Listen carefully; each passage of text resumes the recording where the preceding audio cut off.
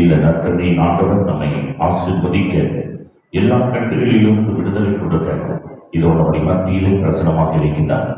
இவருடைய பிரசனத்தில் தான் ஆண்டவருடைய வார்த்தையை நாம் சிந்திக்க இந்த நாளிலே ஒரு அருமையான வாய்ப்பு கொடுத்திருக்கிறார் ஆண்டவர்.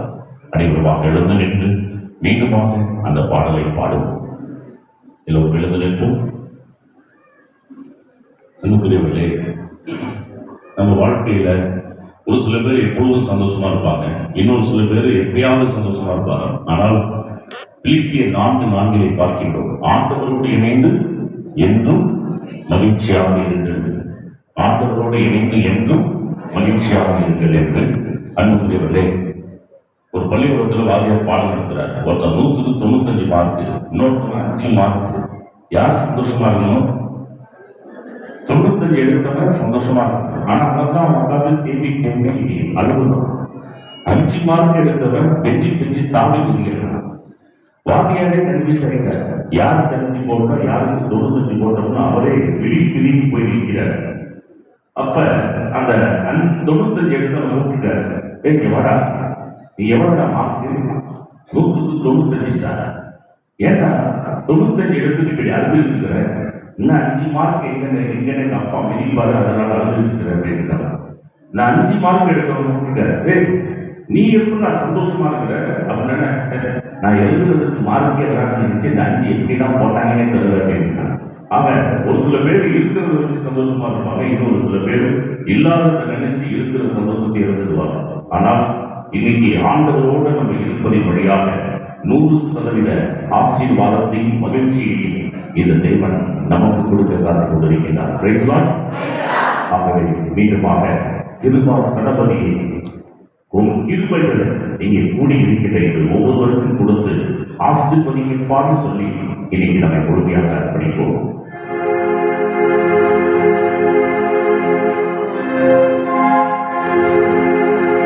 கிருபா சடபதியே கிருபைகள் தரவேண்டியே ஏழை புலனிடமே பக்தர்களை மறைவிடமே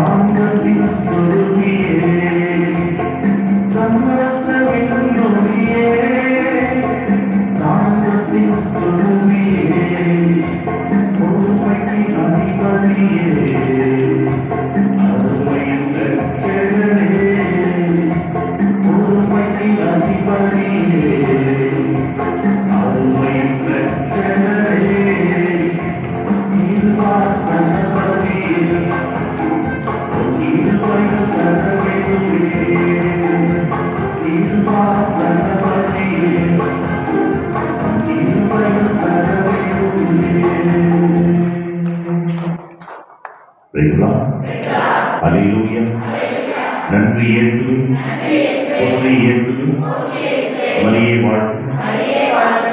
அனைவரும் அமர்வு.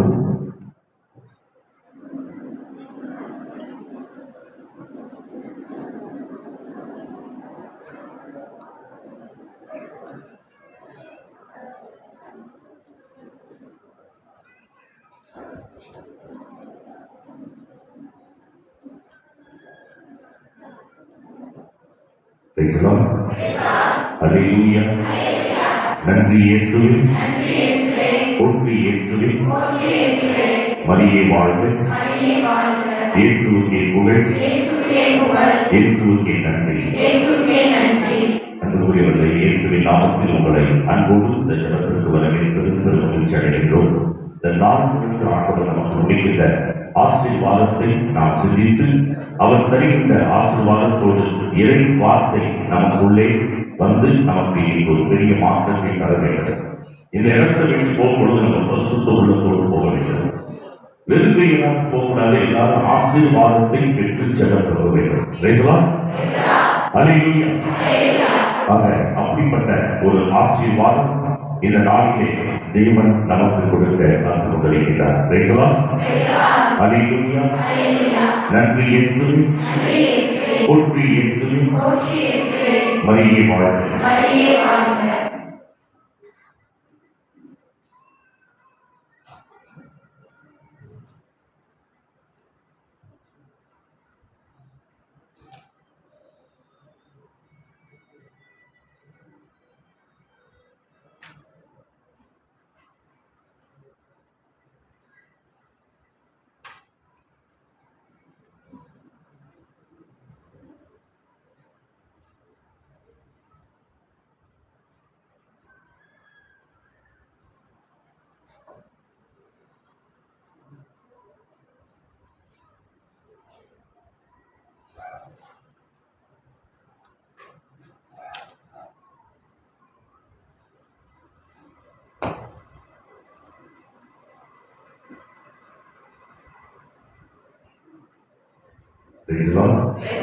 அல்லேலூயா.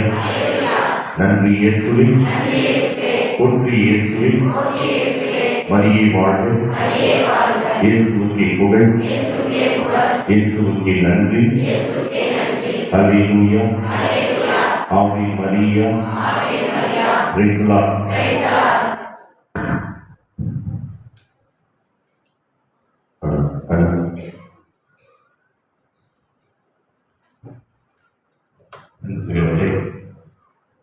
பூஜ்ஜியம் பூஜ்ஜியம் பூஜ்ஜியம் எத்தனை பூஜ்ஜியம் போட்டாலும் நமக்கு மதிப்பு கிடையாது.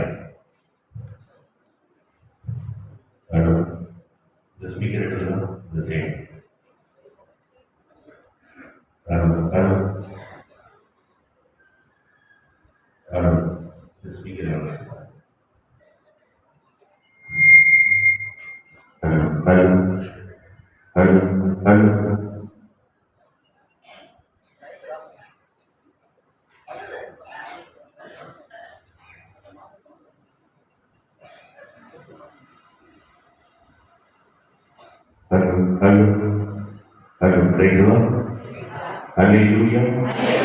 நன்றி இயேசுவே, போற்றி இயேசுவே. பூஜ்ஜியம் பூஜ்ஜியம் பூஜ்ஜியம் எத்தனை பூஜ்ஜியம் போட்டாலும் மதிப்பு கிடையாது. அதுக்கு பக்கத்தில் என்ன போடணும்? 1 போடணும்.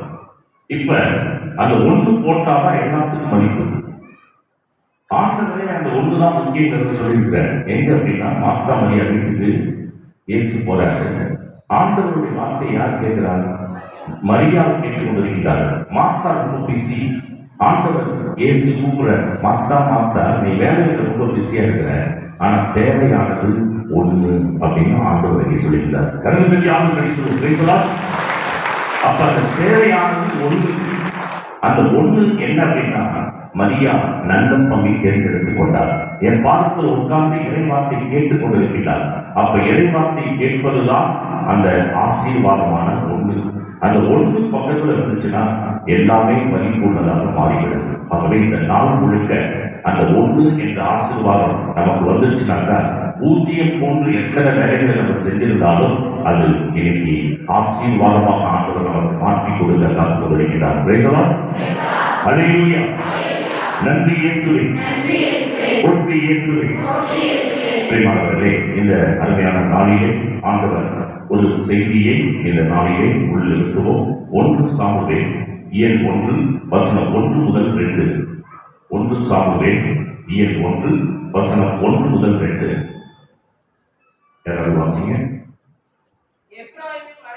எப்ராயிம் மலைநாட்டை சார்ந்த ராமத்தாய் சோப்புவில் எல்கானா என்று ஒருவர் இருந்தார். இவர் எப்ராயிமை சார்ந்த சூப்பி மகனான தோகுவின் மைந்தனான எலிகோப்பின் முதல்வனான எரோகாவின் மகன். அவருக்கு அண்ணா பெலினா என்ற 2 மனைவி இருந்தனர். இப்ப இந்த வசனத்துல எல்லா பேரையும் நம்ம ஞாபகம் வச்சுக்கிட்டாங்கல்ல, ஒரு சில பேரை வந்து நம்ம ஞாபகம் வச்சுக்க போறோம். எல்கானா, எல்லாம் சொல்லுங்க. எல்கானா அவருக்கு 2 மனைவி. ஏன்னா இந்த மாதிரி விஷயம்லாம் நமக்கு ஈஸியா காதல அப்படியே மனசு பதிஞ்சு பேசலாம். ஏன்னா 2 பொண்டாட்டி பேசலாம். எல்கானாவுக்கு எத்தனை ஒய்ஃபு? 2. மூத்தவர் பேரு அண்ணா, இளையவர் பெலினா. ஓகே. இப்ப வழக்கமா அதான் ஒரு இடத்துல 2 பொண்டாட்டி இன்னொருத்த கேட்டுக்கலாம், ஏன்னா 1 வச்சு சமாளிக்க முடியல, நீ எப்படி 2 வச்சு சமாளிக்கிற அப்படின்னு. அது நம்ம சொல்லியிருக்காங்க. மாப்பிள்ள 1 இருந்தாலும் அடிக்கடி நமக்கு அது சண்டை போட்டுட்டே இருக்கு. 2 இருந்துச்சுன்னா அதுங்களுக்குள்ள அடிச்சுக்கும், நம்ம கொஞ்சம் ஃப்ரீ ஆகிடலாம் அப்படின்னு. பிரியமானவர்களே, ஆக இப்ப எல்கானாவுக்கு எத்தனை ஒய்ஃபு? 2. இப்ப எல்கானாவுடைய ஃபேமிலி பேக்ரவுண்ட் என்ன அப்படின்னு நமக்கு தெரிஞ்சாதான் இதற்குள்ள இருக்கிற ஆவிக்குரிய பல ரகசியத்தை நம்ம தெரிந்து கொள்ள முடியும். இப்ப எல்கானா எந்த கோத்திரத்தை சேர்ந்தவர் அப்படின்னா லேவி கோத்திரத்தை சேர்ந்தவர். லேவி அப்படின்னா குருக்கள் கோத்திரம். இப்பதான் குருக்கள் வந்து சாமியாருக்கு கல்யாணம் ஆக இருக்கிறார். ஆனா அந்த காலத்துல குருக்கள் திருமணமாகி அவர்களுக்கும் பிள்ளைகள் இருந்திருக்கிறார்கள். அப்ப அந்த கோத்திரம் என்ன கோத்திரம்? லேவி கோத்திரம்.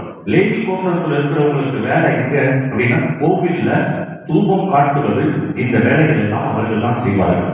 இப்ப கோவிலே அந்த காலத்துல வந்து 3 பகுதியாக பிரித்தார்கள். இப்ப பலிபீடம் இருக்கிற இந்த பகுதிக்கு பேர் என்ன அப்படின்னா திருத்தூயகம். இந்த இடத்துக்கு பேர் என்னது? திருத்தூயகம். நீங்க உட்கார்ந்து இருக்கிற இந்த இடத்துக்கு பேரு தூயகம். அதுக்கு வெளியில வளாகம், தூயகத்தின் வளாகம். இப்படி 3 பகுதியாக அந்த காலத்திலே கோவில் பிரிக்கப்பட்டிருந்தது. பேசலாம். இப்ப உடன்படிக்கை நற்கரை பழனி பெறுது. அந்த காலத்துல என்ன இருந்துச்சு? உடன்படிக்கை பழனி. அப்ப திருத்தூயகத்துல உடன்படிக்கை பழனி இருக்கும். முன்னாடி வந்து ஒரு பெரிய ஸ்கிரீன் போட்டு மறைச்சிருப்பாங்க, உள்ள யாருமே பார்க்க முடியாது.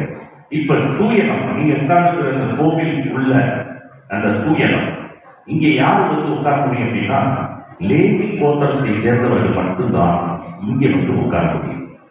மற்ற பெஞ்சமின் கோத்திரம், பென்னிமின் கோத்திரம், இந்த கோத்திரத்தை சேர்ந்த யாருமே உள்ள வர முடியாது. எல்லா கோத்திரமும் எங்க நிற்கணும்? கோவில் வளாகத்தில் தான் இருக்க வேண்டும். தூயகத்தின் வளாகத்தில் தான் இருக்க வேண்டும். தூயகத்துக்குள்ள யாருமே வர முடியாது. குரு கோத்திரம் மட்டும்தான் வரலாம். அவங்க ஃபேமிலி மட்டும்தான் குடும்பம் உட்கார். அப்ப கோவில் ஒட்டுமொத்தமாக யாருடைய கையில் இருந்தது? குருக்கள். பேசலாம். குருக்கள் அவங்க குடும்பம். அப்ப இந்த எல்கானாங்கிறது எந்த குடும்பத்தை சேர்ந்தவர்? லேவி கோத்திரம். ஆனால் அந்த குடும்பத்தை எத்தனை வருஷமா ஊரை விட்டு ஒதுக்கி வச்சிருக்கிறாங்க அப்படின்னா 600 வருஷமாக ஒரு குடும்பத்தை ஊரை விட்டு ஒதுக்கி வச்ச குடும்பம். யாருடைய குடும்பம்? 14 தலைமுறையாக ஒரு குடும்பத்தை ஒதுக்கி வச்சிருக்கிறாங்க. நம்ம ஊரை விட்டு ஏதாவது ஒரு குடும்பத்தை ஒதுக்கி வச்சாங்க, ஏதோ 10 வருஷம் 5 வருஷம். ஆனால் எல்கானா குடும்பம் எத்தனை வருஷமா ஒதுக்கப்பட்டிருக்கு? 600 வருஷம். சரி, 600 வருஷம் ஒதுக்கி வைக்கக்கூடிய அளவுக்கு இந்த குடும்பம் என்ன தப்பு பண்ணுச்சு? இவங்க மூதாதையர்கள் என்ன தப்பு பண்ணாங்க? எண்ணிக்கையாகவும் 14:1 பசங்க. எண்ணிக்கையாகவும் 14:1. லேவி மகன் கோகாத்துக்கு பிறந்த இச்சகாரின் புதல்வன் கோராகும், ரூபன் வழிவந்த எலியாசும் புதல்வர்கள் தாத்தான், அபிராமும், பெலத்தி மகன் ஓனும் இஸ்ரேல் மக்கள் சிலரை சேர்த்து கொண்டு மோசடிக்கு எதிராக கலந்து. இப்ப கணக்கு பாருங்க, இதுல எல்லா பேரும் நமக்கு தேவையில்லை. இப்ப இந்த எல்கானாவுடைய தாத்தாவுடைய தாத்தான லிஸ்ட் எடுத்து பார்த்தோம்னா மோசே காலத்துல வாழ்ந்த ஒரு மனுஷன் யார் அப்படின்னா கோராகு. யார் அவர் பேரு? கோராகு. இவங்களுடைய கொள்ளு தாத்தா. யாருடைய கொள்ளு தாத்தா? எல்கானாவுடைய கொள்ளு தாத்தா. அவர் என்ன பண்ணிருக்காரு? ஒரு பெரிய பிரச்சனை பண்ணிருக்காரு. அபிஷேகம் செய்யப்பட்டவர் யாரு? மோசே. இப்ப மோசே செய்யறதெல்லாம் தப்புங்கிறத அங்க எப்படியாவது கலகத்தை உண்டுங்கிறதுக்காக இவர் அங்க இருக்கிற 250 மூப்பர்களை ஒன்றாக சேர்த்து கொண்டார். எத்தனை மூப்பர்களை? 250. ஏன்னா நான் கேட்டவங்க கூட எல்லாமே சேர்த்து கொண்டு போறதுக்கு பிளான் யாரு? இவங்க கொண்டு தந்தார். பேசலாம். 250 மூப்பர்கள் ஒன்னா சேர்ந்துட்டு இவங்க எல்லாம் மோசேக்கு எதிராக கலந்து வெளியிட்டார். மோசே ஒன்றுமே பேசல. அப்படியே கீழே குடிஞ்சு அப்படியே ஜெபம் பண்ணும் பொழுது 251 பேர் இவரை சேர்த்து கோராக சேர்த்து ஆண்டவர் அப்படியே அந்த தரையை கிடக்க செய்து 251 பேரையும் உள்ளே அப்படியே கொண்டு போய் அந்த தரை அப்படியே மூடி விடுகிறது. இது அன்றைக்கு ஊரே இருந்து வேடிக்கை பார்த்துச்சு. அபிஷேகம் செய்யப்பட்ட ஒருத்தருக்கு எதிராக அவர்கள் இவருடைய தூண்டுதல்ல யார் யாரும் முன்னாடி வந்தாங்களோ எல்லாரையும் ஆண்டவர் ஒட்டுமொத்தமா மண்ணுக்குள்ளே கொண்டு போய்விட்டார். இந்த சம்பவம் ஊரே இருந்து வேடிக்கை பார்த்தது. அப்ப அட பாவி, அவன் மட்டும் போறது இல்லாம நம்ம குடும்பத்தில் இருக்கிறவங்க சேர்த்து இருந்து போயிட்டாங்க. இனி அந்த குடும்பம் கோவிலுக்கு பணி செய்யக்கூடாதுன்னு சொல்லி அன்னைக்கு ஸ்டாப் பண்ண குடும்பம் எல்கானா வரைக்கும் அந்த குடும்பம் கோவிலிலே எந்த பணியும் செய்ய அங்கே தடை விதிக்கப்பட்டிருக்கிறது. இப்ப ஆண்டுடைய சாபத்தை கூட பாருங்க. கல்யாணம் ஆகி அண்ணாவுக்கு கர்ப்பப்பை அடைச்சி வச்சிருக்கிறது யாரு?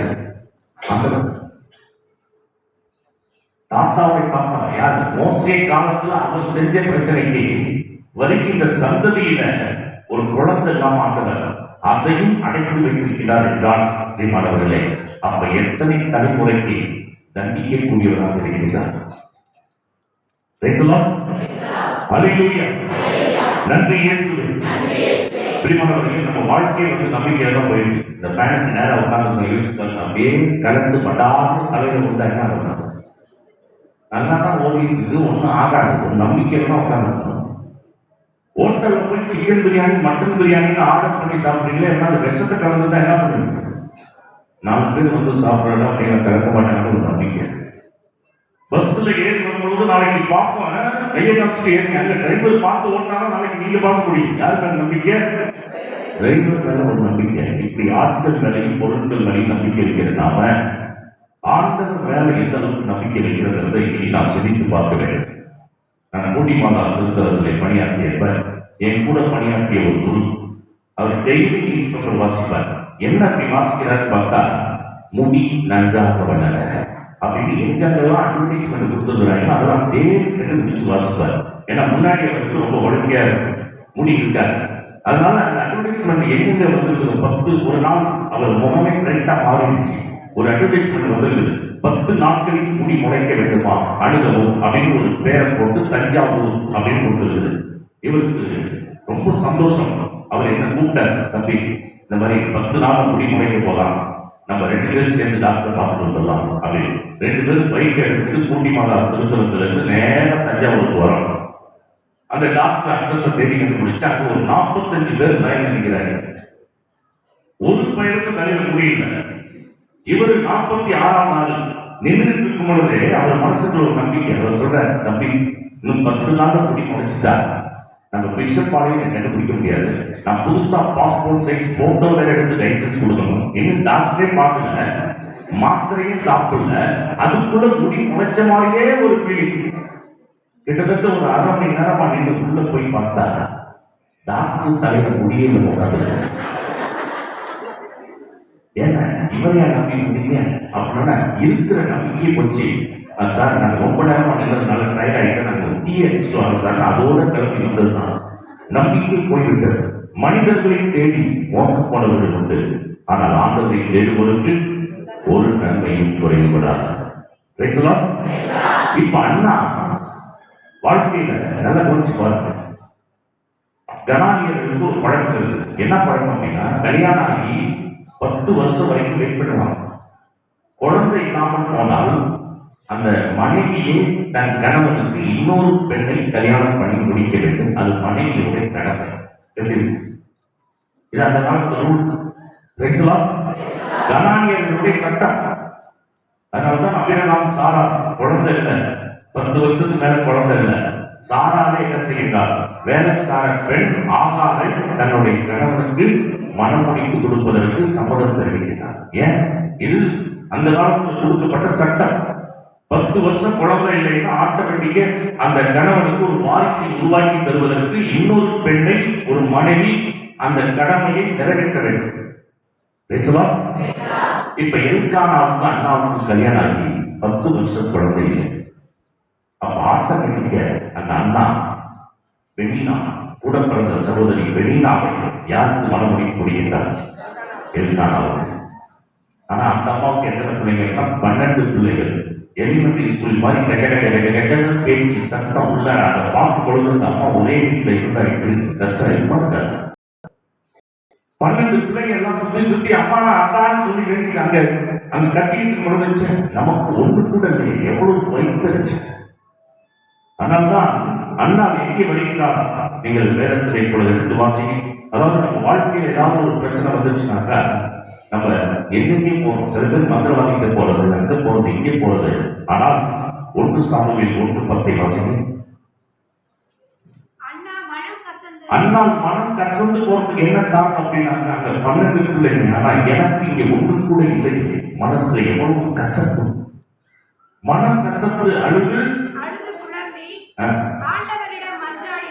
இப்ப கவனிங்க. மற்றவங்கள்ட்ட போய் உட்கார்ந்து மனசுல இருக்கிறதெல்லாம் கொட்டி தீக்கிறார். ஏன்னா அந்த உரிமையோட வந்து போகக்கூடிய இடம் எது அப்படின்னா ஆலயம் மட்டும்தான், வேற எதுவும் கிடையாது. உங்க சொந்தக்காரங்க வீட்டுக்கு போய் பாருங்க, வருஷக்கணக்கா போகாம இருந்து போனீங்கன்னாக்கா சிக்கன் பிரியாணி செய்தா, மட்டன் பிரியாணி செய்தான்னு உங்களுக்கு பயங்கர கவனிப்பு இருக்கு. வாரம் வாரம் போய் பாருங்க, அடுத்த வாரம் போங்க காஃபியோட முடிச்சுவாங்க. அதுக்கப்புறம் போங்க, அந்த அம்மா வீட்டை கூட்டிட்டு 2 வீட்டு தள்ளி அண்ணா போய் உட்கார்ந்து. அடிக்கடி ஒரு வீட்டுக்கு போனாக்கா நம்மை குறித்து எரிச்சல் அடைவார்கள். ஆனால் ஆண்டவர் இருக்கிற வீட்டுக்கு அடிக்கடி வந்தாக்கா நம்மை குறித்து சந்தோஷப்படக்கூடிய வந்திருக்கிறாங்க. அவர் கர்த்தராக ஆண்டவர் மட்டும்தான். கண்ணுக்கு நடிச்சு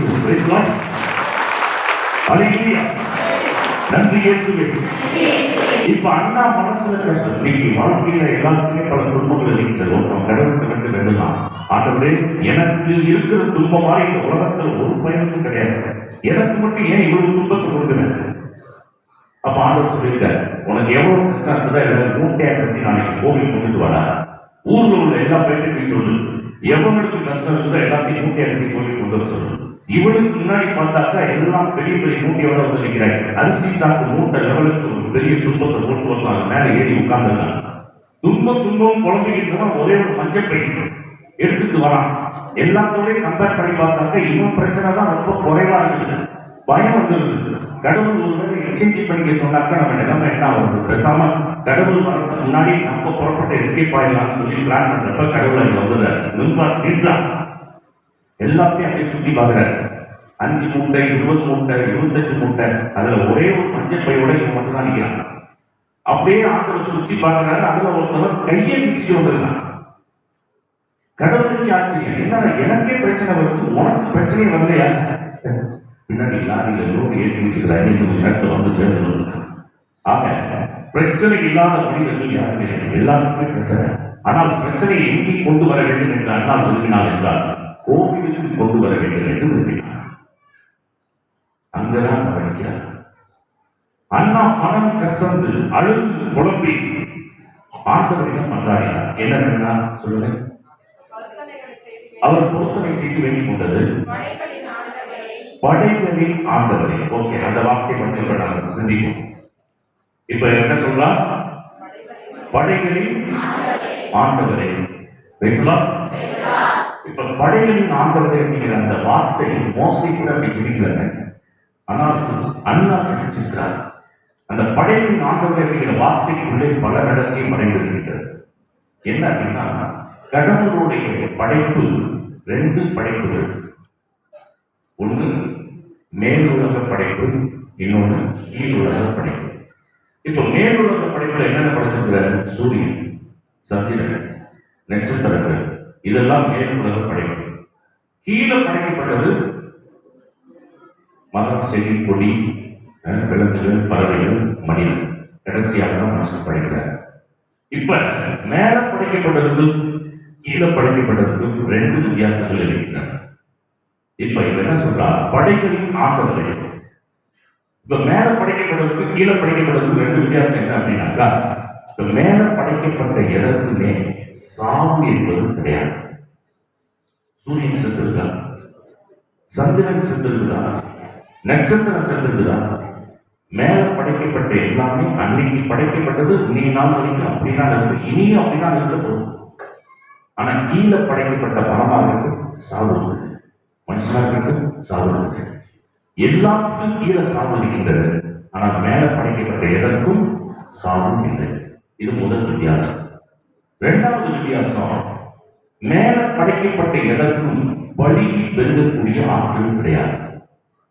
சூரியன் குட்டியோட குட்டியோட குட்டி குட்டியோட குட்டி தான் இன்னைக்கு இருக்குன்னு சொல்ல முடியுமா? நட்சத்திரம் குட்டியா பொறிச்சு விட்டுருக்கியா சொல்ல முடியுமா? ஆக நட்சத்திரம் அன்னைக்கு எப்படி படைச்சாலும் அதுதான், அது குட்டி போடல ஒண்ணு படைச்சது, அப்படிதான் இருக்கின்றது. வழியில் பெருகக்கூடிய ஆற்றல் மேல உள்ள இடத்துமே கிடையாது. ஆனா கீழே படைக்கப்பட்ட எல்லாத்துக்கும் வழியில் பெருகக்கூடிய ஆற்றல் இருக்கின்றது. இப்ப அண்ணா என்ன சொல்லி ஜெபிக்க வரா, ஆண்டவரே படைகளின் ஆண்டவரே, நான் இந்த மண்ணுலகில் படைக்கப்பட்ட படைப்பு தானே, எல்லாத்துக்கும் பழகி பெறக்கூடிய ஆற்றலை வச்சிருக்கிறப்ப என் கர்ப்பப்பை மட்டும் நீங்க அடைச்சி வச்சீங்கன்னாக்கா, எனக்கு குழந்தை இல்லாம போனுச்சுனாக்கா, நாளைக்கு இந்த சமுதாயம் உங்களையே குறை சொல்லுவேன், உங்க படைப்பையே குறை சொல்லுவேன். அதுக்காகவாது எனக்கு நீங்க ஒரு குழந்தை கொடுக்க கூடாது. கருங்குதல் யாரும் சொல்லுவோம். இதுதாங்க இந்த வாக்கு தத்துவத்தின் படி செடிக்கிறதுன்னு சொல்றோம்ல, அதுதாங்க ஆண்டவருடைய இருதயத்தை டச் பண்ணக்கூடிய ஒரு ஜெபம். யாருடைய ஜெபம்? அண்ணாவுடைய ஜெபம். அறிவுகளுக்கு ஒரு பாடலை பாடி மீண்டும் செடிக்குள் கடந்து செல்வோம். நம்ம ஜெபிக்கும் பொழுது நிறைய நேரத்துல சாத்தான் நமக்கு பல எண்ணங்களை விளைவிக்கின்றான். ஆனால் முட்டி போட்டு ஜெபிச்சோம்னா நம்மை ஆண்டவர் அபரிமிதமான ஆசீர்வாதத்தால் நிரப்புவார்.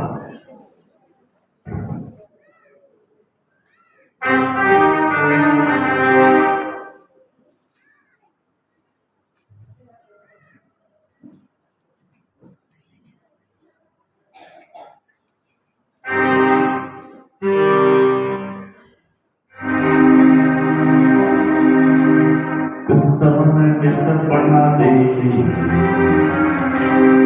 அவன் அசால்ட்டாக எண்ணினாலே, நீதிமான டிஸ்டர்ப் பண்ணாதே, அவன் அசால்ட்டாக எண்ணினாலே, அவன் விட்ட விட்ட வளருவான், கொட்ட கொட்ட உயருவான், அவன் விட்ட விட்ட வளருவான், கொட்ட கொட்ட உயருவான்.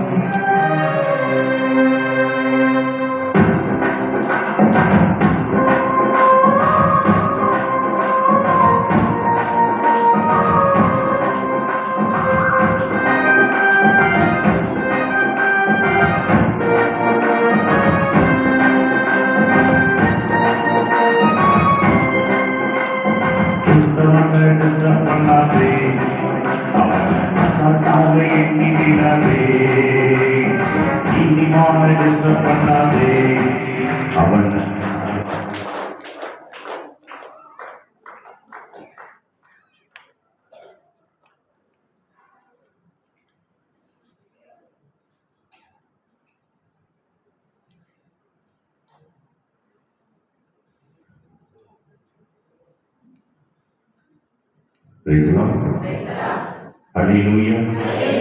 நன்றி இயேசுவே, போற்றி இயேசுவே, மரியே வாழ்க, இயேசுவுக்கே புகழ், இயேசுவுக்கே நன்றி. அல்லேலூயா. நன்றி இயேசுவே.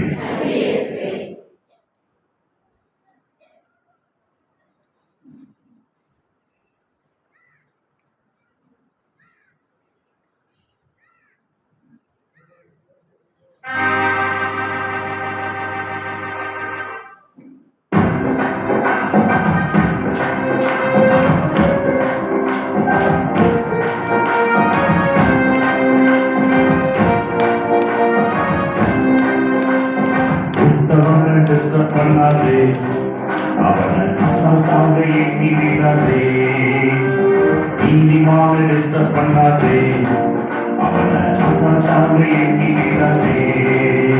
அவன் வெட்ட வெட்ட வளருவான், கொட்ட கொட்ட உயருவான். வெட்ட வெட்ட வளருவான், கொட்ட கொட்ட உயருவான்.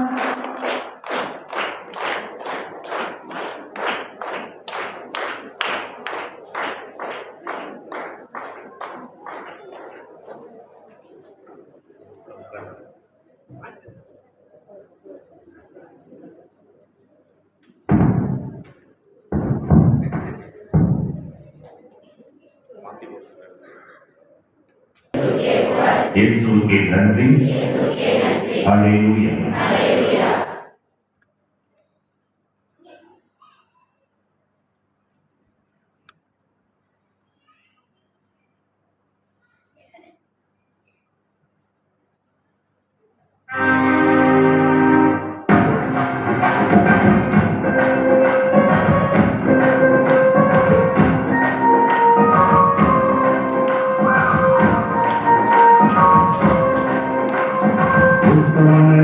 பண்ணாதே, அவனை அசால்ட்டாக எண்ணிடாதே. நீதிமான டிஸ்டர்ப் பண்ணாதே, அவனை அசால்ட்டாக எண்ணிடாதே. அவன் விட்ட விட்ட வளருவான், கொட்ட கொட்ட உயருவான். விட்ட விட்ட வளருவான், கொட்ட கொட்ட உயருவான்.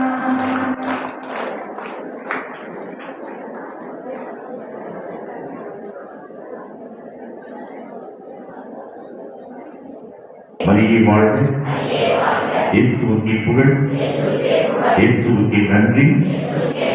அல்லேலூயா. கிறிஸ்தவனை டிஸ்டர்ப் பண்ணாதான் இங்கே சாப்பிட்டா நமக்கு பெரிய டிஸ்டர்ப் கொடுத்து ஆண்டவரே முழுமையாக நீக்கி போடக்கூடியவர். அல்லேலூயா. நன்றி இயேசுவே, புத்து இயேசுவே.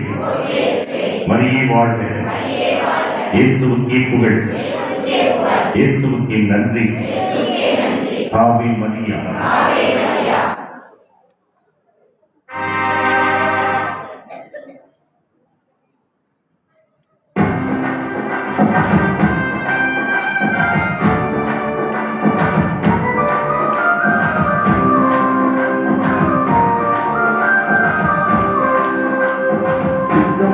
மரண்டிடலாம் என்று என்னாலே, கட்டு போட்டு மறைக்கிடலாம் கனவு காணாலே. யுத்தம் போட்டு மரண்டிடலாம் என்று என்னாலே, கட்டு போட்டு மறைக்கிடலாம் கனவு காணாலே. கட்டி போட்டு ஜெயிச்சானடா,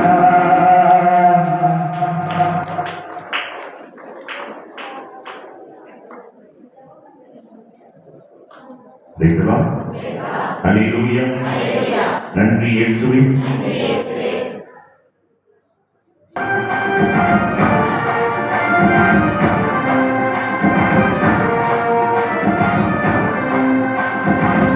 போட்டு மரண்டிடலாம் என்று என்னாலே, கட்டு போட்டு மறைக்கிடலாம் கனவு காணாலே. யுத்தம் போட்டு மிரட்டிடலாம் என்று என்னாலே, கட்டு போட்டு மறைக்கிடலாம் கனவு காணாலே. கட்டி போட்டு ஜெயிச்சானடா,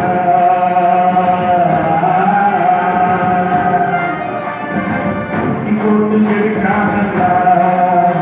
நீ முதல காட்டி ஓடிடுங்க, தெரியாம நடந்திடாதே. அவன் நீலமையா தெரியாம மாட்டிக்கொள்ளாதே. அவன் ஆளாக தெரியாம கவலைவிடாதே. அவன் நீலமையா தெரியாம மாட்டிக்கொள்ளாதே. அவன் விட்ட வளருவான், கொட்ட கொட்ட உயருவான். விட்ட விட்ட வளருவான், கொட்ட கொட்ட உயருவான். டிஸ்டர்ப் பண்ணாதே, அவனை அசால்ட்டாக எண்ணிடாதே. நீதிமான டிஸ்டர்ப் பண்ணாதே, அவனை அசால்ட்டாக எண்ணிடாதே.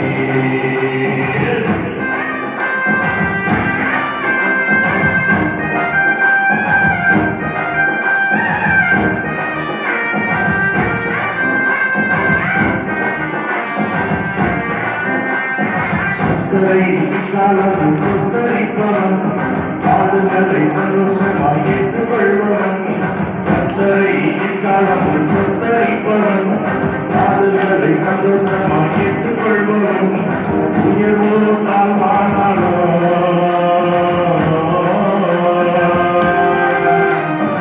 உயர்வோ தாழ்வானாலோ,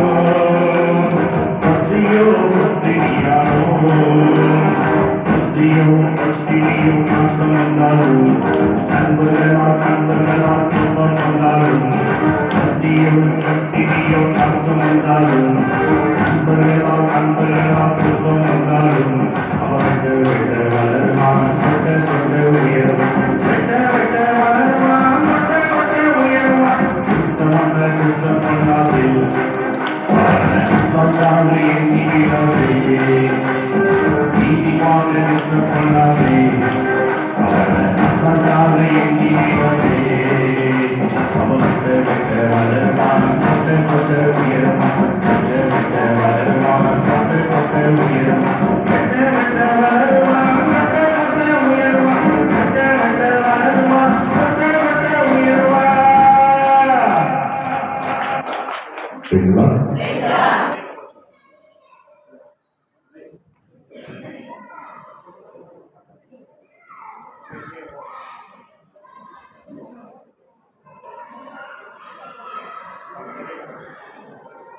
நமக்கு இந்த இறை வார்த்தை வழியாக நம்மளோடு பேசிக் கொண்டிருக்கிறார். இப்ப அண்ணா மனம் கசந்து கோவிலுக்கு வந்து அவர் ஒரு ஜெபத்தை ஏறெடுக்கிறார். படைகளின் ஆண்டவரே, அப்ப விண்ணுலக படைப்புக்கு மண்ணுலக படைப்பு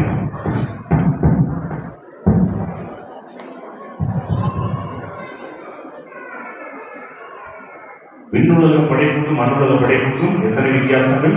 2. மேல இருக்கிறதுக்கு சாவு கிடையாது, கீழே இருக்கிற எல்லாருக்கும் சாவு உண்டு.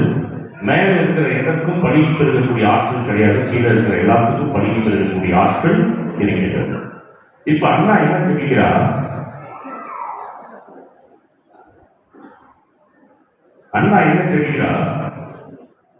படைகளின் ஆண்டவரை. அப்ப இந்த உலகிலே படைக்கப்பட்ட படைப்பு தானே நான். அப்ப எனக்கு கர்ப்பப்பை அடைச்சு வச்சு குழந்தை நம்ம போனா இந்த விண்ணுலக மண்ணுலக படைப்புல ஆண்டவர் இப்படி ஒரு குறை வச்சுட்டாரு. உங்க படைப்பையும் குறை சொல்ல இந்த மனித சமுதாயம் வந்து விடுவேன். அந்த குறை உங்களுக்கு வந்துக்கூடாது. அதுக்காக ஏன் குறைய நீங்க நிவர்த்தி செய்ய வேண்டும். கருணை ஆண்டுகளை சொல்லுவோம்.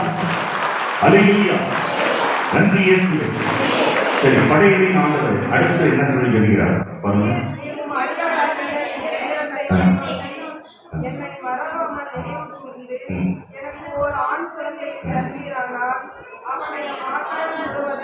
இப்ப ஓகே, என்ன சொல்லி சொல்கிறார்?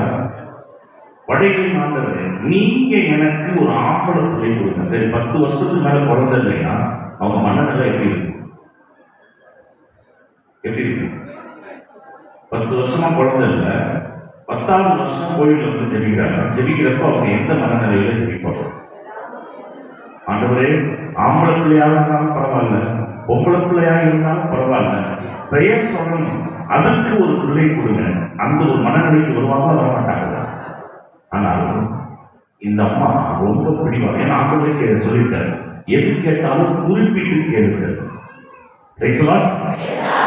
அப்ப இந்த அம்மா சொல்றாங்க, எனக்கு நீங்க ஆம்பளை பிள்ளையை கொடுத்துட்டா அந்த குழந்தைய உங்களுக்கே நான் பணி செய்ய விரும்புகிறேன். இப்ப இந்த குடும்பம் எத்தனை வருஷம் ஒதுக்கப்பட்டது? ஒதுக்கப்பட்டு இருக்கிற விஷயம் இந்த அம்மாவுக்கு தெரியுமா தெரியாது?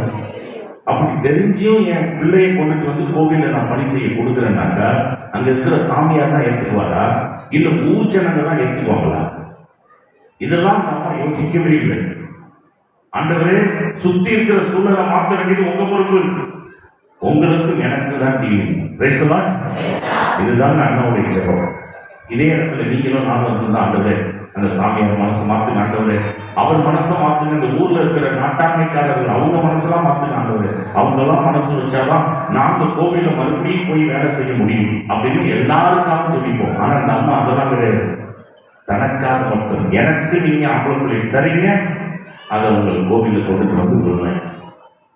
இதாங்க ஜெபம். அல்லேலூயா, நன்றி இயேசுவே.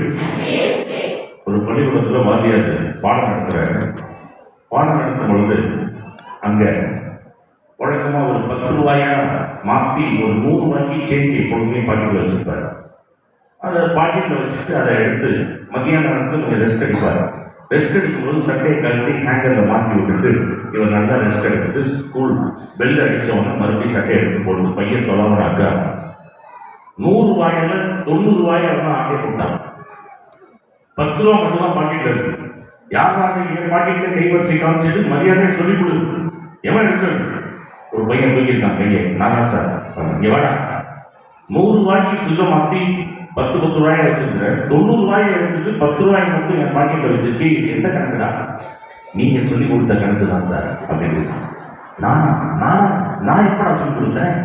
நீங்க தான் அடிக்கடி சொல்லுவீங்க 100க்கு 90 எடுக்கணும், 100க்கு 90 எடுக்கணும். எடுத்துட்டு அவர் சொன்னது மார்க்க, இவன் காசை தூக்கிட்டான். பிரேமானவர்களே, ஆக இன்னைக்கு நம்ம வாழ்க்கையில 100 மடங்கு ஆசீர்வாதம் வேண்டும் என்றால் ஈசாக்கு விதை எடுத்து 100 மடங்கு அதே ஆண்டிலே அறுவடை செய்தார். அப்ப 100 மடங்கு அறுவடை செய்ய வேண்டும் என்றால் ஆண்டவருடைய பாதத்தில் அமர்ந்து இறை வார்த்தையை கேட்டுக் கொண்டிருக்கும் பொழுதே அந்த 100 மடங்கு ஆசீர்வாதத்தை தேவன் நமக்கு தரவல்லவராக இருக்கிறார். கடவுளுக்கு யாரும் நன்றி சொல்லுவோம். அல்லேலூயா, நன்றி இயேசுவே. மனிதனுடைய வாழ்காலம் எவ்வளவு காலம் என்பது யாருக்குமே தெரியாது. 30 நோக்கம், 40 நாட்டம், 50 பாட்டம், 60 ஆட்டம், 70 ஓட்டம், 2 குறுக்கு, 4 நெடுக்கு, ஒரு தமக்கு வச்சு அமக்கு. இதுதான் மனுஷனுடைய வாழ்க்கை. 30 நோக்கம், மனுஷன் திடீர்னு கோபப்பட ஆரம்பிக்கணும். 40 நாட்டம், பிள்ளைங்க பிறந்திருந்து சொத்துக்களை சேர்த்து வைக்கணும்னு சொல்லி ஆசைப்படுறான். 50 பாட்டம், இந்த ஆட்டம் பாட்டம் எல்லாம் ஒன்றா வந்தது. ஆடி அடைந்த வயசுல ஒரு சின்ன குழந்தை போல மனுஷன் துணி குதிக்க ஆரம்பிக்கிறான். 50 பாட்டம், 60 ஆட்டம், 70 ஓட்டம், 70 வயசுல அந்த உலகத்துக்கு போயிடலாம். 2 குறுக்கு பாடகட்டுக்கு 2 குச்சை கொண்டு வைக்கிறேன். 4 நெடுக்கு தூக்கத்துக்கு 4 பதவியை நினைக்கிறான். ஒரு தமக்கு கண்ணக்கடா வச்சு அமுக்குதான் சொல்லி குடிக்கல வச்சு அமைக்கிறேன். இதுதான் மனுஷனுடைய வாழ்க்கை. அதாவது உசுரோடு இருக்கிறப்பதான நமக்கு மதிப்பு. செத்துட்டோம் அப்படின்னா சுத்தமான மதிப்பே கிடையாது. அதாவது பிஞ்ச செருப்புக்கு கிடைக்கிற மதிப்பு கூட உசுறு இல்லாத உடம்புக்கு கிடைக்கிறது இல்லை. உண்மையா? அதாவது ஒரு 1000 ரூபாய்க்கு செருப்பு வாங்கி போட்டுட்டு அப்படியே தெருவில் நடந்து போங்க. வாரு பிஞ்சிரு. உங்க நண்பர் வீடு வருது, காடி பெல்ல இருக்கிறீங்க, வெளியே வராங்க. நண்பா, நேற்று தான் 1000 ரூபாய்க்கு செருப்பு வாங்கினேன், பிஞ்சு போயிடுச்சு. இந்த செப்பல் உன் வீட்டுக்கு திண்ணை கிடக்கட்டும், நாளைக்கு வந்து எடுத்துக்கிறேன் அப்படின்னாக்கா அதுக்கு ஒரு ஓகே சொல்லுவாரு, சொல்ல மாட்டாங்க. ஒரு வாரம் ஆனாலும் இந்த செப்பல் நம்ம ஃப்ரெண்டு தான் கிடக்கட்டும். ஆனா அதே அதுக்கு போட்டு போயிட்டாருன்னு வச்சுக்கோங்க. ஊருக்காரெல்லாம் சேர்ந்து தூக்கத்துக்கு ரெடி பண்றதுக்குள்ள நல்ல அடை மழை. பிரேதத்தை எடுத்துட்டு போகும்போதே மழை. நண்பர் வீட்டு காலிகள் இருக்கிறாங்க. அதே நண்பர் வீட்டு காலிகள். நண்பன் நேற்று வரைக்கும் நண்பன் உசுரோட இருந்தான். 1 மணி நேரம் நல்ல மழை பெய்யும் பொழுது அது முடிஞ்சதுக்கு அப்புறம் கொண்டு போய் அடக்கம் பண்றோம். அது வரைக்கும் இந்த பிரேதம் உன் வீட்டு திண்ணையில இருக்கட்டும் அப்படின்னாக்கா அதுக்கு அவர் ஓகே சொல்லுவாரா? வேற ஏதாவது திண்ணை பார்ப்பான்னு சொல்லிட்டு போயிடுவோம் உள்ள. பிரைஸ்லாம் அதாங்க, பிஞ்சி போன செருப்புக்கு கிடைக்கிற மதிப்பு கூட உசுறு இல்லாத உடம்புக்கு கிடைக்கிறது. அதனால ஆண்டவர் சொல்றாரு, பகலாக இருக்கின்றவரை என்னை அனுப்பினவரையும் செயலை செய்ய வேண்டும். இரவு வருது, அப்பொழுது யாரும் எந்த செயலையும் செய்ய முடியாது. அப்படின்னா என்ன அர்த்தம்? உயிரோடு இருக்கிறப்பதான் நம்ம நல்லவர்களாக இருக்க முடியும், நல்ல காரியங்களை செய்ய முடியும். இரவு வருதுன்னா ஒரு மனுஷனுக்கு சாவு வந்ததுக்கு அப்புறம் அவன் எது நினைத்தாலும் செய்யவே முடியாது. அப்ப உயிர் உள்ள வரை நம்ம யாரையும் தேடணும் அப்படின்னா ஆண்டவரை தேட வேண்டும். அப்ப வாழ்க்கையில் எவ்வளவு பிரச்சனை வந்தாலும் நம்ம சோர்ந்து போகாமல் இந்த அண்ணா துணிச்சலாக கோவிலுக்கு வந்தார். சரி, இப்ப அண்ணா ஏன்னா ஊரை விட்டு ஒதுக்கி வைக்கப்பட்ட குடும்பம். லேவி கோத்திரம் மட்டும்தான் உள்ளே வர முடியும். அண்ணா எந்த கோத்திரம்? லேவி கோத்திரம் தான். ஆனால் ஒதுக்கி வைக்கப்பட்ட காரணத்திற்காக கோவில் வாசல்ல நின்றுதான் இந்த ஜபத்தை செலுத்திக் கொண்டிருக்கிறார். இப்ப இங்க உடன்படிக்கை பேழை, ஒரு பெரிய ஸ்கிரீன், தூயகம், தூயகத்தின் வளாகம். அப்ப அண்ணா இங்க நின்று செல்கிறார், தூயகத்தின் வளாகம். நின்று செல்கிறது வேணாம், தூரமா இருக்கலாம். ஆனா செவித்த ஜபம் ஆண்டவருடைய இருதயத்தையே ஒழுக்கக்கூடிய ஒரு ஜபமாக மாறியது. கருவிக்கு இப்ப கேட்டபடியே ஆண்டவர் என்ன சொல்லி செய்து விட்டார்? கர்ப்பப்பையை திறந்து ஆசீர்வதித்து அண்ணாவுக்கு ஒரு குழந்தை கொடுக்கின்றார். அந்த குழந்தை என்ன குழந்தை? ஆம்பளை பிள்ளை. அந்த பிள்ளைக்கு என்ன பேர் வைக்கிறாங்க? சாமுவேல். அந்த பிள்ளைக்கு என்ன பேரு? சாமுவேல் என்று பெயர் வைக்கிறார்கள். பிரியமானவர்களே, இப்ப எல்லாரும் சேர்ந்து என்ன செய்கிறார்கள்? குழந்தை பிறந்தது. குழந்தைய கோவிலுக்கு கொண்டு செல்ல, ஏன்னா ஆண்டு படி செலுத்த வேண்டும் கோவில்ல. அதற்கு வெளினா 12 பிள்ளைகளோட வெளி. அப்ப மூத்த அந்த முதல் தார பெண்ணை கூப்பிட, நீ கிளம்பு, உனக்கு தான் பிள்ளை முடிச்சேன், கிளம்பு. அந்த அம்மா சொல்றாங்க, இல்லைங்க நான் வரல. குழந்தை பால் குடி மறந்ததுக்கு அப்புறம் குழந்தையை கொண்டுட்டு போய் நான் கோவிலில் விட போகிட்டேன். 1 சாமுவேல் 1:21-22 அவர் வீட்டார் அனைவரும் ஆண்டவருக்கு தங்கள் ஆண்டு பலியையும் பொருத்தனையும் செலுத்த சென்றார்கள். ஆனால் அண்ணா செல்லவில்லை. அவர் தம் கணவரிடம், பையன் பால் குடி மறந்ததும் அவனை எடுத்துச் செல்வேன், அவன் ஆண்டவர் திரும்பவும் சென்று என்றும் அங்கே தங்கியிருப்பான். அதுக்கு வீட்டுக்காரர் என்ன பதில் சொல்றாரு வாசிங்க.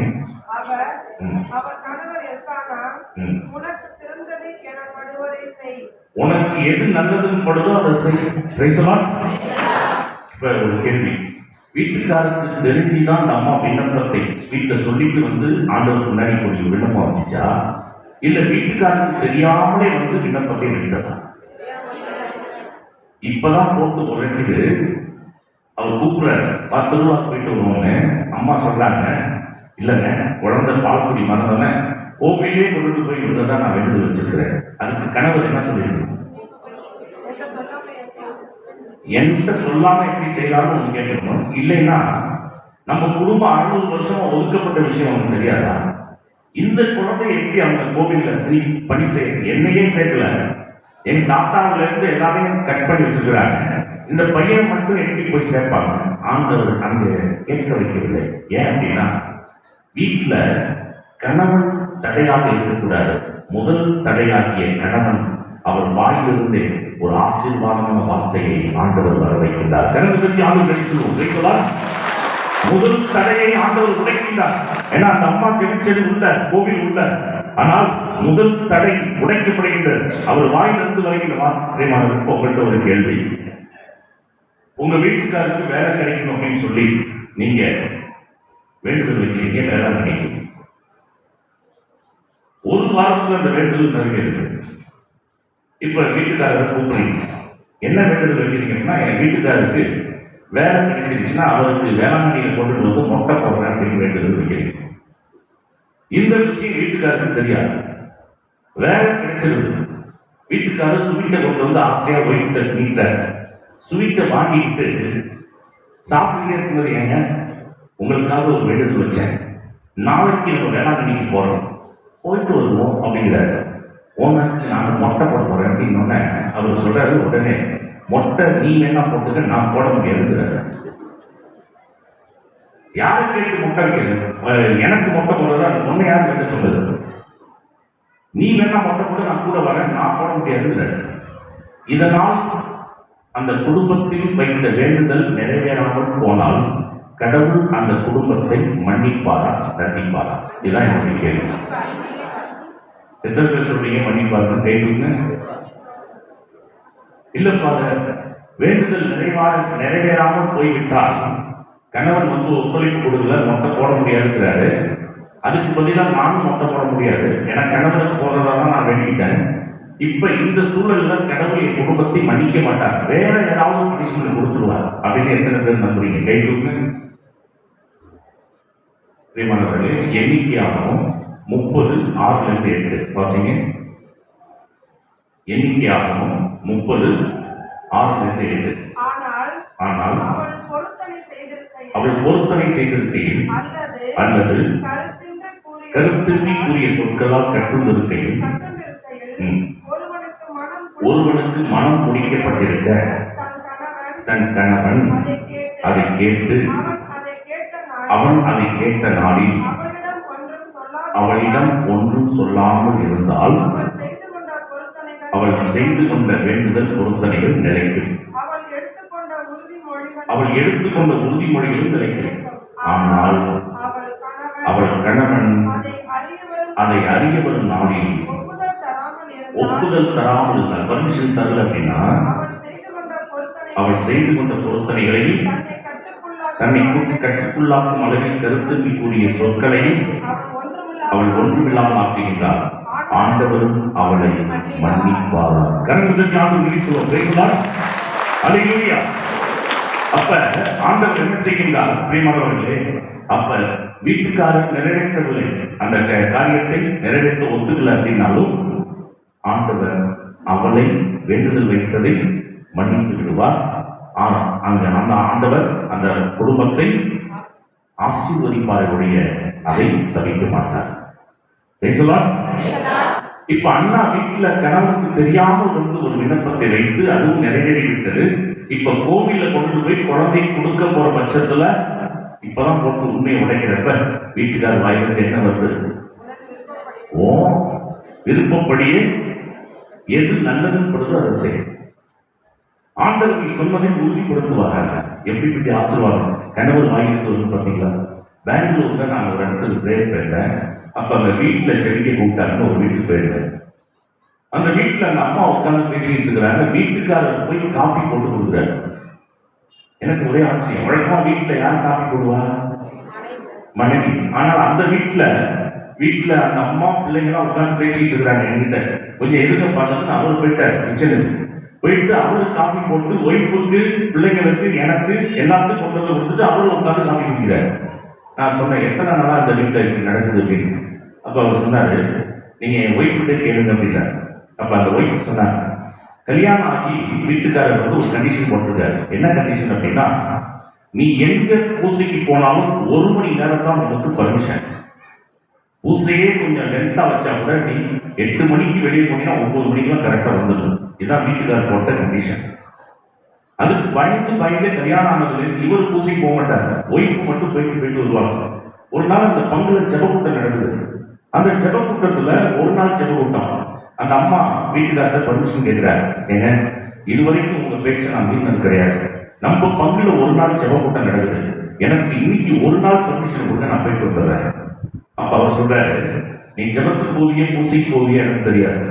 1 மணி நேரம் எந்த டைத்துல கிளம்புறியோ அதுல இருந்து 1 மணி நேரம் கணக்கு நீ அப்ப போயிட்டு வந்துருக்குற. சரி, வீட்டுக்காரர் திட்டினாக்கா என்ன, ஒரு 5 நிமிஷம் ஒரு அரை மணி நேரம் திட்டினா கூட வாங்கிக்கலாம். ஒரு நாள் முழுக்க இருக்கிற ஜபத்தை நம்ம இழந்துடக்கூடாதுன்னு சொல்லி இந்த அம்மா கிளம்பி பூசிக்கு வந்துடுறாங்க. அந்த ஜபத்துல கலந்துக்கிறாங்க. காலையில வந்தவங்க சாயங்காலம் பிரேயர் முடிஞ்சு வீட்டுக்கு போயிருக்காரு. வீட்டுக்காரர் பயங்கர கோபமா உட்கார்ந்துக்கிறாரு. எப்ப என் வார்த்தை மீறி நீ போனியோ இன்னைக்கு நைட்டு வீட்டுக்குள்ளார உனக்கு படுக்க கிடையாது. அவங்க படுத்திருந்த அந்த பாய் தலைமை எல்லாத்தையும் கொண்டுட்டு வந்து வெளியே போட்டுட்டு அவர் சொல்லிட்டாரு, இனி நைட்டு நீ வெளியில தான் படுக்கணும் அப்படின்னு. இந்த அம்மா சாப்பிட்டுட்டு அந்த படுக்கையை வெளியில போட்டு படுத்துக்கிறாங்க திண்ணையில. காலையில் 5 மணிக்கு கருத்து இருக்கிறப்ப சிரிச்ச முகத்தோட அந்த அம்மா தன்னுடைய வீட்டுக்காருக்கு காஃபி போட்டு கொடுக்குறாங்க. இது அவர் எதிர்பார்க்கவே இல்லை. அப்ப அவர் சொன்னார், இதே ஒரு சம்பவம் நடந்து உனக்குள்ள ஏசி இல்லாமல் இருந்திருந்தால் 2-3 நாள் மூஞ்சை தூக்கி வச்சுட்டு என்கிட்ட பேசாம வந்திருப்பேன். ஆனால் இன்னைக்கு நீ சிரிச்ச முகத்தோட எனக்கு காஃபி போட்டு கொடுத்த பத்தியா, உனக்குள்ள ஏசி இருக்கிறத நான் பார்க்கிறேன். அதனால நீ எப்ப வேணாலும் பூசிக்கு போகலாம், எங்க வேணாலும் சரத்துக்கு போகலாம், உன் கூட நானும் வருவேன். எப்படிப்பட்ட ஒரு மாற்றம்! இவங்க கோவில வந்து ஜெபிக்கிறாங்க. வீட்டுல கல்லாக இருக்கிற கணவனை ஆண்டவர் கரைத்து விட்டார்கள். அன்னையிலிருந்து வீட்டுல அந்த அம்மாவுக்கும் பிள்ளைங்களுக்கும் அவர் தான் காப்பி போட்டே இருக்கிறாங்க. உங்க வீட்டுக்காரர் எல்லாத்தையும் காப்பி போட வைங்க, உங்க வேலை தான் இருக்கு. அல்லேலூயா, நன்றி இயேசுவே, போற்றி இயேசுவே. ஒரு வீட்டுல இங்க உள்ள பெண்கள் எத்தனை பேர் உங்க வீட்டுக்கார போட்டோவை செல்போன்ல வச்சிருக்கீங்க? கை தூக்குங்க. எத்தனை ஆண்கள் உங்க ஒய்ஃபு போட்டோவை செல்போன்ல வச்சிருக்கீங்க? கை தூக்குங்க. Very good. ஒரு ஆபீஸ்ல ஒருத்தர் வேலை செய்யறவர் என்ன பண்ணிருக்காரு, ஒய்ஃபு போட்டோவை செல்போன்ல வச்சு நிமிஷத்துக்கு நிமிஷம் எடுத்து பார்த்துட்டே இருந்தார். போட்டோவை வேலை செய்யற பாதி நேரம் பார்த்தா போட்டோவை பார்க்கறதுலேயே ஒரு பாதி நேரம் போகுது. சுத்தி வேலை செய்யறாங்கலாம் கேட்டுக்காங்க, ஏங்க அந்த போட்டோ வச்சு பார்த்துட்டே இருக்கீங்களா? அது யாரு? என் ஒய்ஃபு. கல்யாணம் ஆகி எத்தனை வருஷம் ஆகுது? 10 வருஷம் ஆகுது. 10 வருஷம் ஆகியும் அந்த மூஞ்சை பார்த்துட்டே இருக்கீங்க அப்படின்னு கேட்டோம். இதெல்லாம் பத்தி அவர் கேர் பண்ணவே இல்லை. பார்க்கிறாரு வைக்கிறாரு மாறி பண்ணிட்டே இருக்காரு. அப்போ பக்கத்து டேபிள்ல வேலை செய்யறவரு பர்டிகுலரா வந்து கேட்டுக்காரு, சார், ஏன்னா அவருக்கு ஒரு ஆசை, எதுக்காக பார்க்கிறாருன்னு வச்சா நம்மளும் கொஞ்சம் பார்த்தோம்னா நம்ம பிரச்சனை கொஞ்சம் சால்வ் ஆகுமேன்னு அவருக்கு, சார் நிமிஷத்துக்கு நிமிஷம் உங்க ஒய்ஃபு போட்டோ பார்க்குறீங்க வைக்கிறீங்க மாறி மாறி பண்ணிக்கிட்டே இருக்கீங்களே, ஏன் பார்க்குறீங்கன்னு கொஞ்சம் சொன்னீங்கன்னா நானும் ஃபாலோ பண்ணா என் வீட்டில் இருக்கிற பிரச்சனை கொஞ்சம் சால்வ் ஆகும் அப்படின்னு இருக்காரு. அப்போ அவர் சொல்லியிருக்காரு, என் ஒய்ஃபு மேல இருக்கிற பாசத்தெல்லாம் நான் பார்க்கல, என் வாழ்க்கையில பெரிய பெரிய பிரச்சனை வரும். பிரச்சனை வரும்போது தற்கொலை பண்ணிக்கலாம்னு ஒரு எண்ணம் வரும். அப்போ ஒய்ஃபு போட்டோ எடுத்து கேட்பாங்க, இதை விடவும் பெரிய பிரச்சனை உங்க வாழ்க்கையில் வந்து அப்படின்னு அவரே சமாதானப்படுத்திக்குவாங்க. பிரியமானவர்களே, இந்த நாளில் குடும்பத்தில் பிரச்சனை, வெளியில் பிரச்சனை, வீட்டில் பிரச்சனை, எங்கு பிரச்சனை இருந்தாலும் அந்த பிரச்சனைகளுக்கு மத்தியில் ஆண்டவரை நம்பினால் வீட்டில் இருக்கிற பிரச்சனை சால்வ் ஆகிடும். வீட்டுக்கார பிரச்சனை பண்ணுவான்னு நினைச்சிட்டு இந்த அம்மா இருந்துருக்கோம், ஐயோ தெரியாம இப்படி ஒரு விண்ணப்பத்தை வச்சுக்கிறேனே, யாரு கேட்டு கோவிலுக்குள்ள பிள்ளை கொண்டு போய் விட போறேன்னு சத்தம் போடுவாங்க. எடுத்து பக்குவமா சொல்றாங்க, ஆண்டவரே ஒரு வாயை திறந்து நீ நல்லது பட்டது செய்யும் ஆண்டவர் வார்த்தையை உறுதிப்படுத்துவாரா. கணவன் கேட்டு ஒரு ஆசீர்வாதமான வார்த்தையை வர வச்ச தேவன் ஆண்டவருக்கு நன்றி சொல்லுவோம். கண்ணுக்கு அப்ப முதல் வீட்டுல தடை உடைக்கப்படும். அதுக்கப்புறம் வெளியில குழந்தை கொண்டு போனா அடுத்த தடையை ஆண்டவர் உடைப்பார். இப்ப வீட்டுல இருக்கிற பிரச்சனை சால்வ். இப்ப அந்த குழந்தையை தூக்கிட்டு பால்குடி வந்தவுடன் நேரா கோவிலுக்கு வராங்க. எந்த இடத்துல நின்று ஜெபிச்சாங்களோ அதே இடத்துல இப்ப குழந்தையோட இருக்கிறாங்க. அப்ப அந்த ஆண்டின் உருவாக இருந்தவர் யாரு? ஏவி. இப்ப இந்த ஏவி வெளியே போற என்னமா இல்ல, என் குழந்தைன்னு சொல்லி இதே இடத்துலதான் இன்னும் உள்ள இருக்கிற ஆண்டவருக்கு நான் ஜெபிச்சேன்.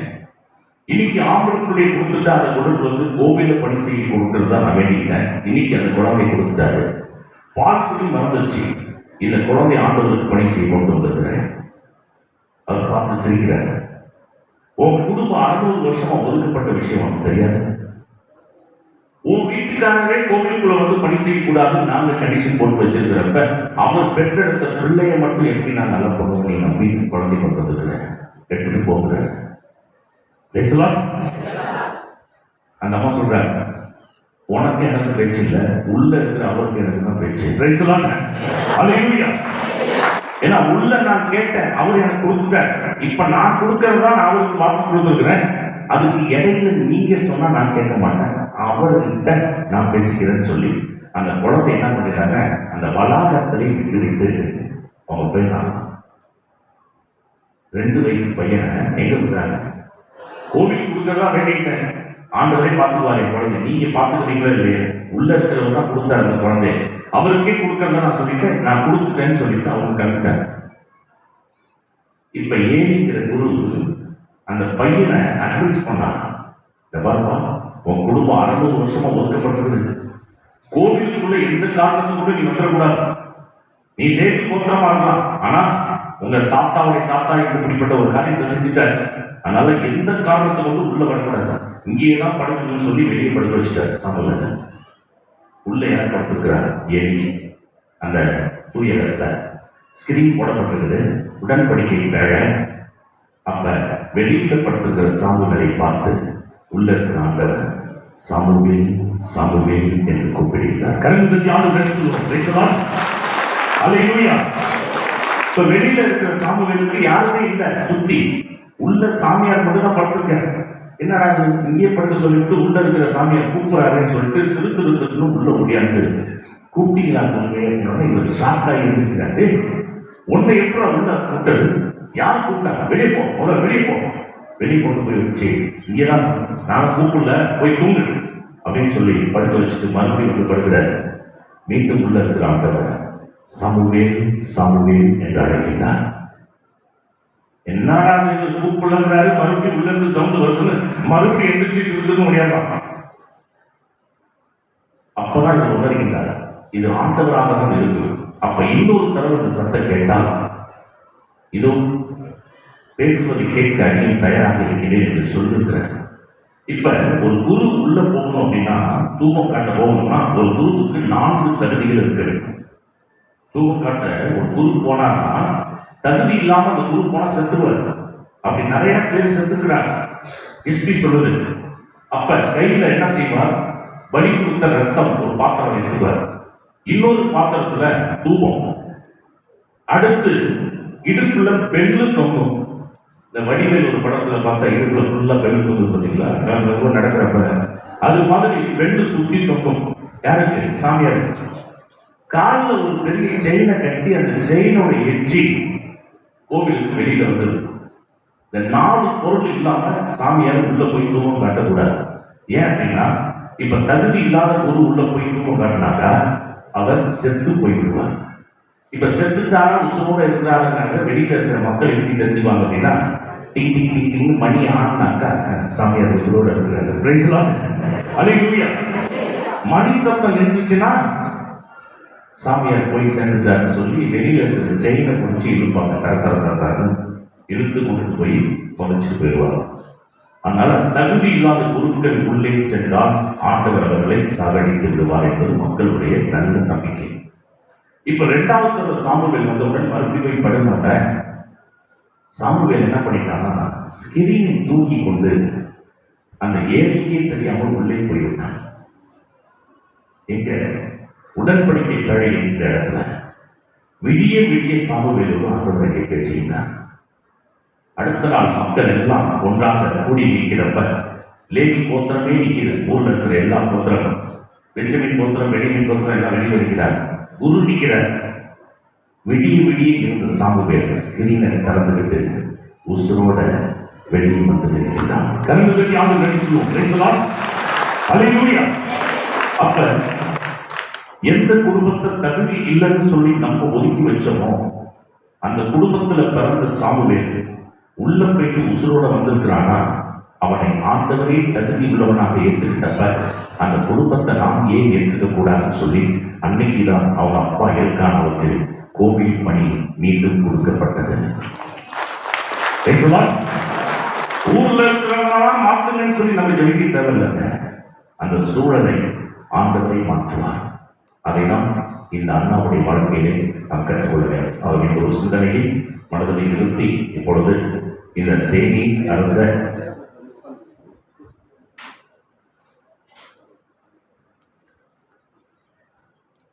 அன்புக்குரியவர்களே, நற்றனை ஆண்டவருடைய பிரசனம் தொடர்ந்து இங்கே இருக்கும். சகோதரர் ஜோசப் அவர்கள் ஜெபித்து பாடிக்கொண்டே இருப்பார்கள்.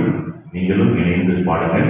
இந்த இடத்துல யாரும் சத்தம் செய்யக்கூடாது. என் ஆண்டவருடைய பிரசனம் இந்த இடத்துல இருக்கிறது. இதை முடித்தால், அதாவது இயேசு சிலுவையில் உயிர் விடும் பொழுது ஆலயத்தின் திரைச்சீலை அதுவரைக்கும் போட்ட ஸ்கிரீன் 2ஆக கிழிந்தது. அப்படின்னா என்ன அர்த்தம்? இனிமே லேவி கோத்திரம் மட்டும்தான் உள்ள இருக்கணும், மொத்தமாக வெளியே இருக்கணும் என்பது அல்ல. யாரு வேணாலும் என் அருகில் வரலாம். அந்த அளவுக்கு ஆண்டவர் பர்மிஷன் கொடுத்து வச்சிருக்கிறார். சுமை சுமந்து சோர்ந்திருப்பதை எல்லாரும் வெளியில பாருங்க. அப்ப அவருடைய பிரசனம் இன்னைக்கு நாளும் முழுக்க இங்கே தான் இருக்குது. அதனால யாரும் டீயை வாங்கிட்டு வந்து இங்கே உட்காந்து குடிக்கிறது இந்த மாதிரி காரியங்களே செய்ய வேண்டாம். அங்கிருந்து குடிச்சுட்டு அதுக்குரிய அந்த டஸ்ட்பின்ல போட்டுட்டு இந்த இடத்திற்கு ஆளாக வந்து உட்கார்ந்தா மட்டும் போதும். இந்த இடத்துல யாரும் சத்தம் எழுத வேண்டாம். ஏதாவது செல்போன் எடுத்து இங்கே உட்காந்து போன் பேசுவது இந்த மாதிரி காரியங்கள் தயவு செய்து யாரும் செய்யாதீர்கள். இந்த இடம் ஆண்டவரிடம் ஜெபிப்பதற்கு மட்டும்தான் பயன்படுத்த வேண்டும். இங்கே பணிபிடத்துக்கு முன்பாக வைக்கப்பட்டிருக்கின்ற இந்த பொருட்களை ஆண்டவர் அர்ச்சித்து புனிதப்படுத்த நாம் ஜெபிப்போம். அன்பில் உருவான ஆண்டவரை, இங்கே வைக்கப்பட்டிருக்கின்ற இந்த தீர்த்தம் எண்ணெய் மற்றும் அந்த டிப்போவிலே இருக்கக்கூடிய அந்த தீர்த்தம் எண்ணெய், இந்த பொருட்களை நீரை அர்ச்சித்து புனிதப்படுத்துகிறாக. இந்த எண்ணெயை, தீர்த்தத்தையும் உப்பையும் உன் ஜனங்கள் வாங்கி விசுவாசத்தோடு பயன்படுத்தும் பொழுது அவர்களுடைய வாழ்வில் மாபெரும் எழுச்சியை, மாபெரும் ஆசீர்வாதங்களை கொடுத்து இவர்களை தொடர்ந்துபடி நடத்துகிறார். எங்கள் ஆண்டவராய் கிறிஸ்துபடியாக நம்மை கொண்டாடுகின்றோம். அன்புக்குரியவர்களே, இந்த எண்ணெய், தீர்த்தம், உப்பு, இந்த உப்பு எதற்கு நம்ம பயன்படுத்துறோம் அப்படின்னா, குருவானவர் தீர்த்தம் ஒரு வாக்கு சொல்வார், உப்பு கலந்த தண்ணீர் தெளிக்கப்படும் இடமெல்லாம்.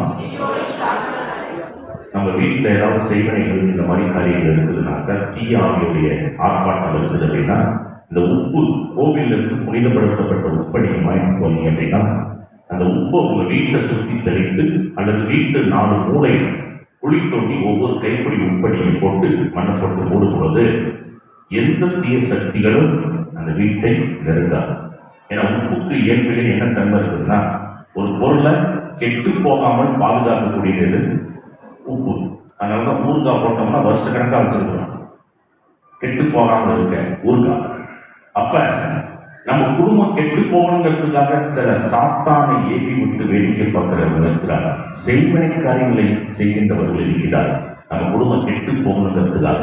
அப்ப பொருளை கெட்டு போகாமல் பாதுகாக்கக்கூடிய அந்த உப்பை நம்ம வீட்டை சுற்றி தரிக்கிறப்ப நம்ம குடும்பத்தை கெட்டு போகாமல் ஆண்டவரே பாதுகாக்க வல்லவராக இருக்கிறார். அதனுடைய ஒரு அடையாளம் தான் அந்த உப்பு. அதனால இப்போவிலே சென்று அந்த உப்பை நீங்கள் வாங்கி விசுவாசத்தோடு அதை எப்படி பயன்படுத்துங்கிறத நான் அடுத்த செஷன்ல சொல்றேன். அதே போல மந்திரிக்கப்பட்ட தீர்த்தம், எண்ணெய், இந்த எண்ணெயில் விசேஷங்கள் இருக்கின்றன. ஏன்னா ஆண்டவருடைய ஒரு கேன்சர் பேஷண்ட் குணமாயிருக்காங்க. இந்த எண்ணெயில ஒரு பவானி அப்படிங்கிற இடத்துல ஒரு வயிற்றுல கேன்சர், ஒரு இந்து சகோதரர் நம்பிக்கையோட வந்து அந்த எண்ணெயை வாங்கிட்டு போய் அவர் ஜெபம் பண்ணிட்டார். என்ன சொல்லி ஜெபிச்சிட்டார், அடுத்த மாசம் நான் பிரேயருக்கு வருவேன், இந்த எண்ணெயை டெய்லி அப்ளை பண்ணுவேன், அடுத்த மாசம் எந்த டாக்டர் கேன்சர் இருக்குன்னு சொன்னாலும் அதே டாக்டர் வாயால கேன்சர் இல்லைன்னு சொல்ல வச்சுட்டா என் குடும்பத்தோட நான் ஞானஸ்தானம் எடுத்துறேன். இதுதான் ஒரு லட்சம் எழுதுறது. அந்த எண்ணெயை தடவிக்கிறாரு. ஒரு வாரத்துல சுத்தமா வழியே இல்லை. மீண்டும் ஸ்கேன் பண்ணி பார்க்குறப்ப கேன்சரே இல்லை என்று ரிசல்ட் வந்துருக்கீங்க. பேசலாம். நீங்க அந்த ஃபேமிலியே வந்து 2 பொம்பளை பிள்ளைங்க, கணவன் மனைவி 4 பேர் ஞானஸ்தானம் எடுத்து நீங்க கத்தோலிக்க கிறிஸ்துவ சேர்த்து விட்டாரு. பேசலாம். அதனால இங்கிருந்து நீங்க வாங்கி செல்கின்ற அந்த எண்ணெயிலே அற்புதம் நடக்கும். நம்பிக்கையோட செய்யணும், அதை ஆண்டோட ஆசீர்வதிப்பார். ஆகவே இந்த இடைப்பட்ட நேரத்தில் ஏதாவது பொருட்கள் வேணும்னா நீங்கள் அதை வாங்கி வைத்துக் கொள்ளுவேன். நீங்க உட்கார்ந்து பொழுது நீங்களே ஆண்டவர் பிரசனத்துல அந்த பொருளை வச்சிருக்கீங்க அப்படிங்கிறப்ப அதுவே ஒரு ஆசீர்வாதம். அதனால அதை நீங்கள் செய்யணும். ஆண்டவர் தொடர்ந்து ஆசீர்வதிக்கின்றனர். பிரியமானவர்களே, இப்பொழுது நாம் அந்த தேடி இடைவெளிக்கு செல்ல இருக்கிறோம். முதலில் சிறுவர் சிறுமிகள் பெண்கள் முதல்ல போய் அதை வாங்கி குடிக்குமாறு உங்களை மூடி கேட்டுக்கொள்கிறேன். அந்த டஸ்ட்பின் அங்கே வைக்கப்பட்டிருக்கிறது. அந்த இடத்தில் நீங்கள் அந்த பிளாஸ்டிக் கப்புகளை நீங்கள் போடுமாறு உங்களை அன்போடு கேட்டுக்கொள்கிறேன். மீண்டும் 15 நிமிட இடைவெளிக்கு பிறகு இங்கு மீண்டும் வந்து கூடுவோம். நேரம் சரியாக 11:20, 11:35 மணிக்கு மீண்டும் இங்கே நாம் வந்து கூடுவோம். முதல்ல சிறுவர் சிறுமிகள் பெண்கள் எந்திரிச்சு அப்படியே வரிசையாக அங்கு செல்லுமாறு கேட்டுக்கொள்கிறேன். அதற்கு பிறகு ஆண்கள் செல்லலாம்.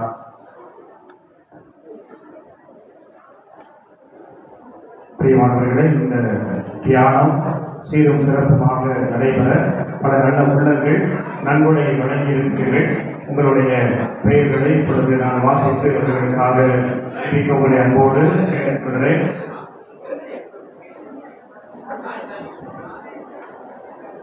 திரு SP